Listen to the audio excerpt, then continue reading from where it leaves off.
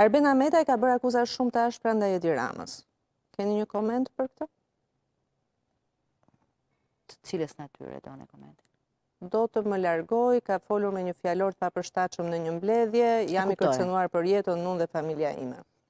E dëgjova, besoj si disa, e kam lexuar, por ashtu siç thashe edhe më parë, ne nuk e kemi vetëm moto, mos komentimin e vendimeve të gjykatave. Nuk e bëjmë si ata që kanë përballë që thonë nuk komentojmë vendime gjykatash dhe pastaj i marrin të gjithë prokurorët e kush ju del përpara me të gjitha termat e fjalorët e mundshëm. Ne vërtet nuk i komentojmë çështjet që janë në hetim e në gjykim.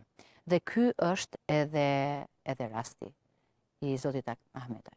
Nuk keni asnjë koment për të?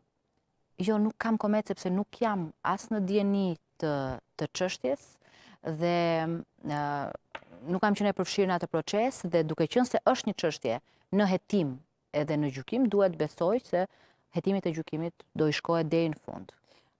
Uroj shumë që e gjitha të sqarohet dhe drejtësi të bëhet.